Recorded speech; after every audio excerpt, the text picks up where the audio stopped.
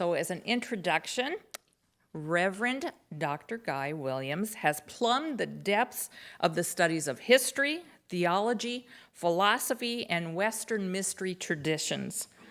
I personally consider him a renowned intellectual, a compassionate educator, and a true mystic. He's worked in the fields of social work, hospitality, and publishing.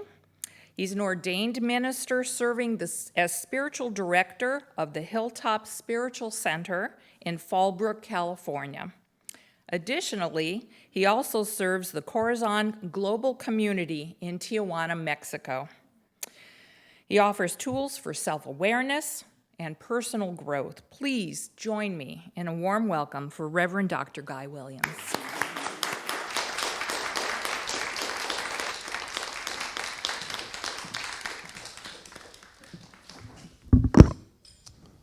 Thank you.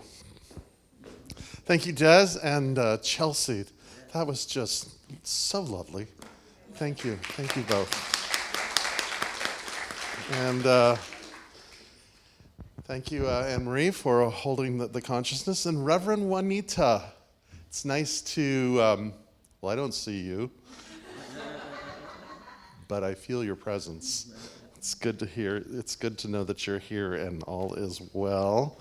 I send you greetings from the Center for Spiritual Living in Fallbrook, California, my community there. It's nice to be here, and all is well with that. And, excuse me, please. The thing that I want to say before I say anything else is I am just tickled that Reverend John DePalma is coming down as your interim minister. I've known John for a long, long time. I consider him a close personal friend and a buddy. He's a prayer partner. You guys are just very fortunate with him. So all is good, all is well. How are you guys doing? Good, everybody's okay? Good. So where to begin? I guess disclaimer that I got from Reverend Terry Cole Whitaker many years ago, where she said, never let a talk title stand in the way of what you want to say. So my talk title is From Cave to Community, and I think I know how to get there. But I want to start with a reflection that's kind of what's happening with me personally. It's reflecting out in our community and just kind of where we go. And it kind of comes from this. Soren Kierkegaard says that the only way to understand life is to look backward. But the only way to live life is to look forward. So we have this double place, right, in consciousness, that we look back at the timeless wisdom that reveals itself, whether that be the great teachings of the great sacred books of all traditions, or the mystery traditions, or the Tantra traditions, of literature, of art, of just nature itself, that when we look back, we have a sense of grounding of what we're participating in this great evolutionary experience that we're all in. Except our attention doesn't stay rooted in the past. We may look, but we should not be mesmerized by it. We all remember the story of Lot's wife, right? When she and her family were fleeing the burning of Sodom, and they were instructed, don't look back. But she became so caught up in everything that was there that it calcified her, as the story says, and she became a pillar of stone. So we look back, we appreciate, we incorporate, we integrate, and yet our vision remains forward. So I'm kind of playing with that in our community and with myself personally. We have a tradition in my family, which we've been doing for the last 6 years. 6 years ago, we got this great little golden retriever from Mexico, and a sweet little guy. And so every first weekend in October, we take him to the Mission San Luis Rey, where the friars, in honor of St. Francis, bless the animals. In fact, during the pandemic, they did sort of a drive-through, which was really kind of fun. We stayed in our car, and he stuck his head out, and they doused him. But for the most part, we go there, and it's kind of a party, and it's a sort of a fun thing. But it got me thinking about Francis himself and what an incredible person he is.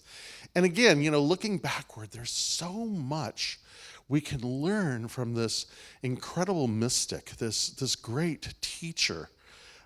And yet, what we also know is Francis himself would want us, I believe, I don't want to put words in his mouth, but I believe if how I understand and appreciate this person, that he would want us like himself, not to be caught into the past, but to bring that relevance where things are today. So I want to start with this thought. This thought comes from St. Augustine. I guess I'm being Catholic today. I was raised Catholic. Disclaimer here. I am New Thought. I love New Thought. I'm an ordained New Thought minister. But I still am intrigued with the teachings of this remarkable first century Palestinian, this teacher, this healer, this mystic, this revolutionary holds my heart. And although I don't stay connected, let me put it this way. We've had this on-again, off-again relationship since forever. And finally, in my early 20s, we agreed to see other people, and we have a very healthy relationship as a result of that. But we talk on a daily basis. So you got a family that, yeah. But one of his members, my member, a friend, I guess, a teacher to me, is St. Augustine, who wrote in his Confessions this great little line that sits with me often. He says, "You were always within me, but I was outside of myself." Have you ever had that experience, right, of being a little outside of yourself? James Joyce has this great character in his story, Ulysses, where he says, "And the man lived a short distance from himself." Right? Do you know what I'm talking about there? You're not quite fully in. And sometimes it's difficult for us to be present to that which is always true, always there. But we have to be in there, back in our body, back in our consciousness, back in our own state of being to appreciate that. And that's the heart of spiritual practice, is it not? It's to keep us in our body, keep us in present time, keep us looking backward, but with our attention forward. I think the whole essence of spiritual practice, whatever it may be, and whatever tradition you may have, is this. It's to garner the tools by which we manage our own power. That which causes change and movement that all of us have, that own sense of power. How do we manage that? Because if we're not careful, it's real easy to get dissipated, isn't it? I mean, you understand what that means when that kind of comes out there. And all of a sudden we find ourselves not so much owning our own sense of being, but almost being something that is tossed here or there. Thomas Merton says it this way. He says, "We unconsciously think of ourselves as objects for sale on the market." Yeah, that doesn't mean anybody in this room, of course, or you in the virtual world, except you. But you know what that means is that sense of we find ourselves, because you know what that's like, right? Those times that we know we're supposed to say or do something and choose not to for the expedience of it, where we hold back, where we compromise, where we say things like, "This is as good as it gets," right? Or, "This isn't the time to say that because I don't want to stir things up, so I'll just hold it inside." Or how easy it is to sort of find ourselves numbed or narcotized as we're suppressing and repressing whatever is kind of coming up for us. But really, what we're doing is we're stifling something even bigger than ourselves. Pierre Teilhard de Chardin says this. He says, "We are the hearts and minds of a living planet. If we think of planet Earth as Gaia, a living organism, we are the heart and mind of this organism. And if the heart and mind are healthy, the body, the planet is healthy. But if we are considering ourselves an object on the market, if we're not fully present to ourselves, if we are living a short distance from ourselves, then the body itself, and if we look around in the world today, we certainly see this. I mean, we were in a conversation earlier about the pandemic and not saying this, but it's evident as catastrophic climate change and all the things that are going on. They're not the cause. They are the symptom. They are the result. It's simple geometry. But I think often we think that evolution has stopped, right? Or that evolution stops at either conception or birth. But what I would offer is evolution is continuing through us, through our perception of the world in which we live and beyond. And our perception is influenced by the culture in which we live.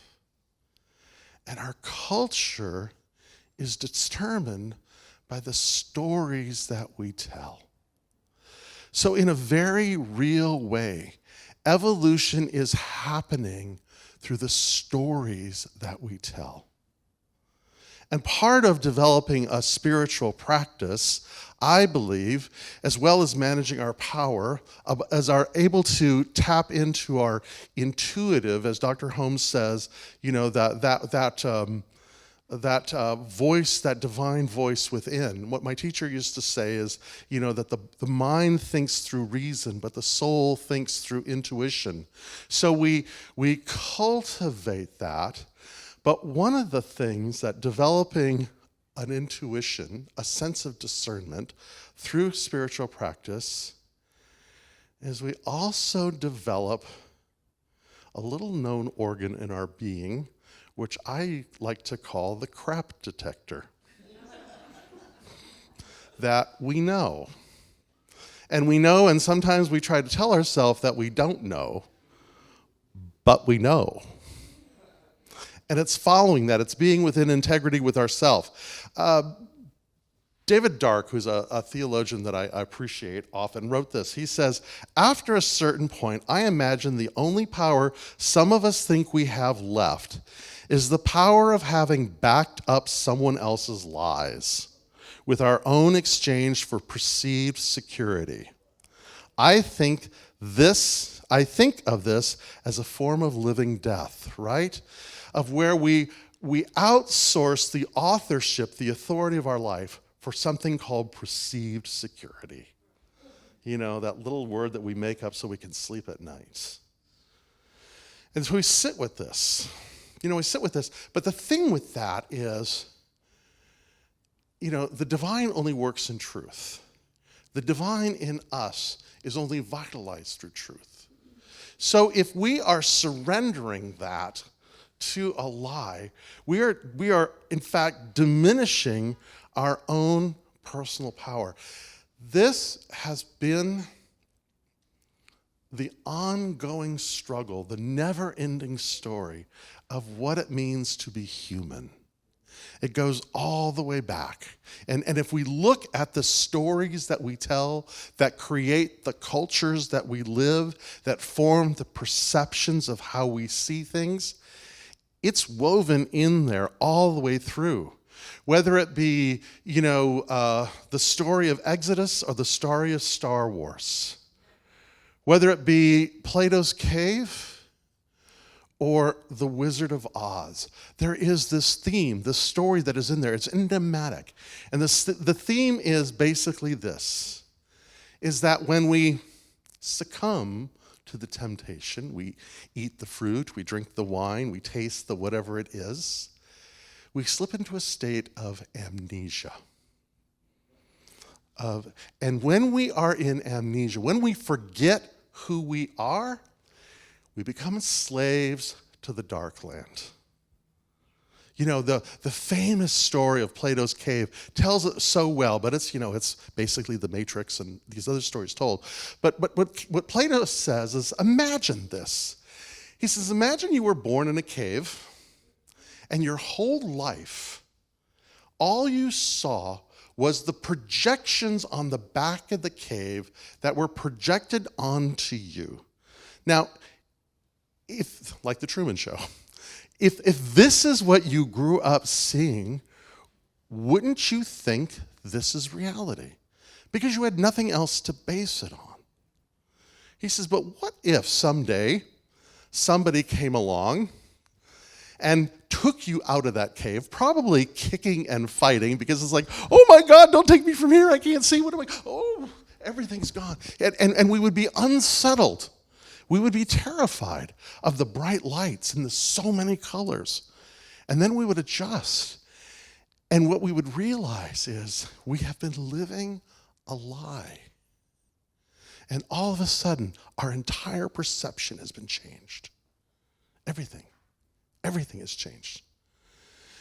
Ralph Waldo Emerson says, beware when a person begins to think, because all creation is at risk, right? When the imagination is unloosed, something begins to happen.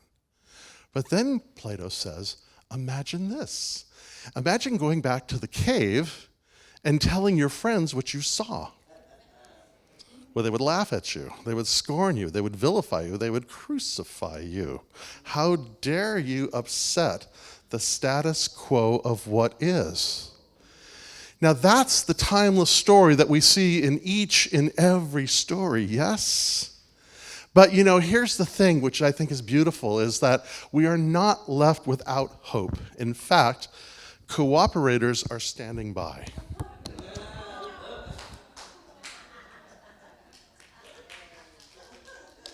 It's the prophets, the avatars, the teachers, the saviors that come and say, hey, have you ever looked at it from this angle? That it's not separate, that everything is interconnected to everything else, and that you are part of something greater than yourself, that you are made in the image and likeness of the divine, whatever tradition that would be. Whether it's Jesus the Christ or the prophet, peace be upon him, or Krishna, or the Buddha. Because all of them are saying, look from a new perspective.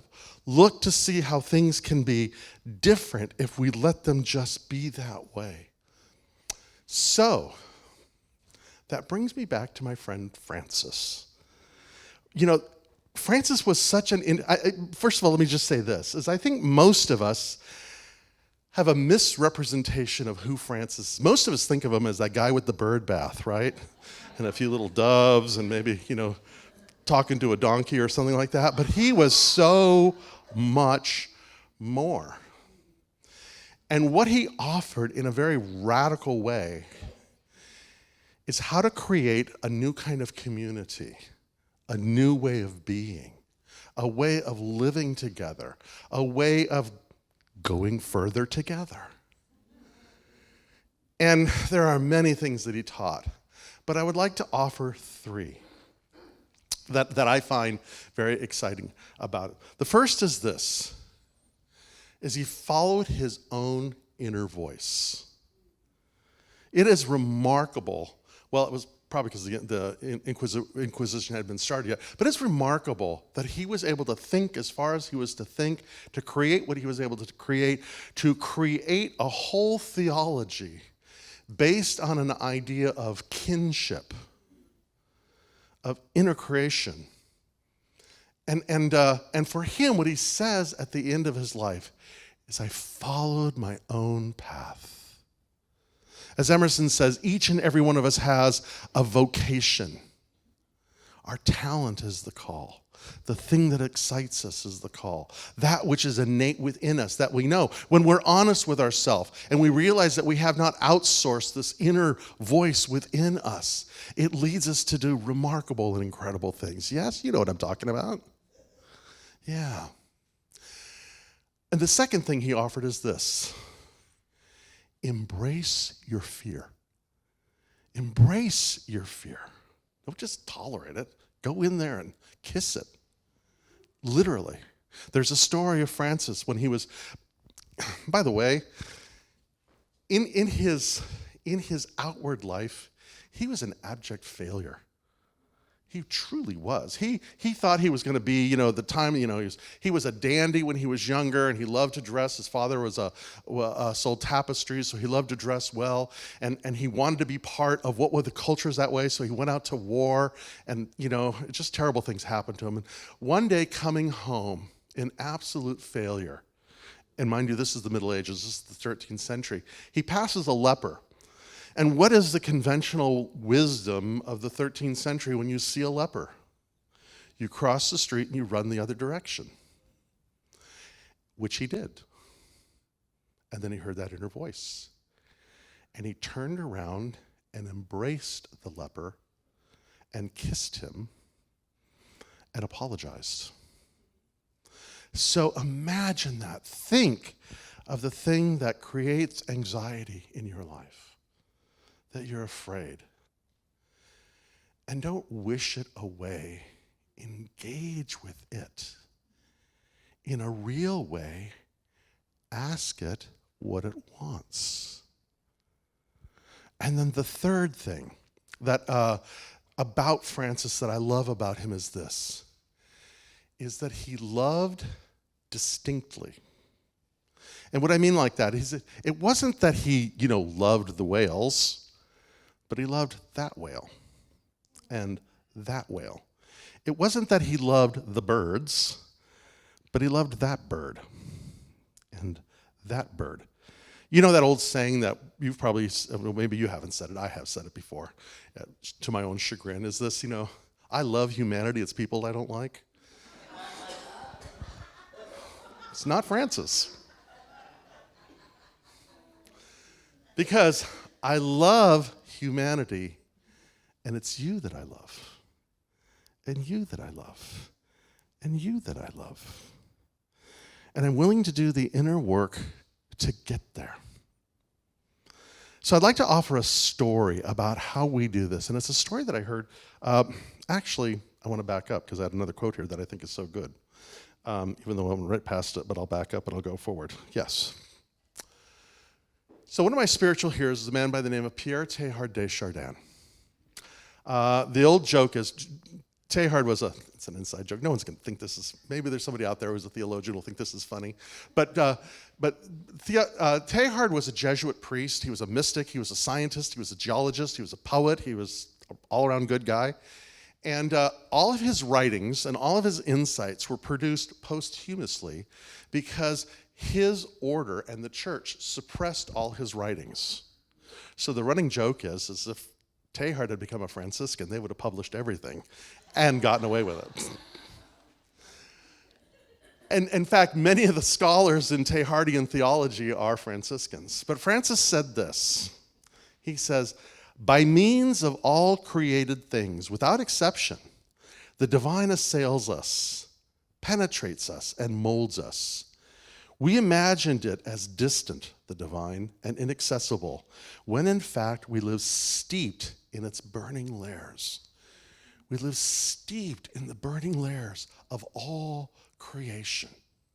And I love this image of a tree. This past summer I bought a new house. Well, it wasn't a new house, but it's new for me. But I bought a house. And for the first time in my life, it's very cool. I'm in kind of like this new neighborhood. And it's like I tell people it's like the set of a Twilight Zone before the aliens land, because it's like real perfect. It's mature trees and wide yards and kids on bicycles and playing and all this. I mean, it's kind of idealistic. And for the first time, I have in my family this beautiful tree. It must stand 60 feet high. And it must spread out 30 or 40 feet. So I love this image of a tree, and what's cool about this in a very Franciscan way is there's kinship between this tree and I. That it's part of my household, like my partner, my dog, my cat, and whatever else with plants and all that other kinds. So It's a tree that I'm curious about. I look at it every day. It's a tree I care about. I nurture. I protect. Because it's in my family. Like a spiritual community. Like you are today. You know, that for this community, it is important that each of you listen to your inner voice and share it. And if it feels like it's not the time, it's not safe, it's not this, it's not that, embrace that fear and give it. And then create kinship by not just loving the community, but loving the individuals in the community and doing the work that it takes to get there. So I think I've given you enough today. I'm a minister, put a quarter in me and I can go on for hours, but we'll just end it there. It's such a joy to be with you all. It is such a privilege and a pleasure. And so thank you for your kind attention.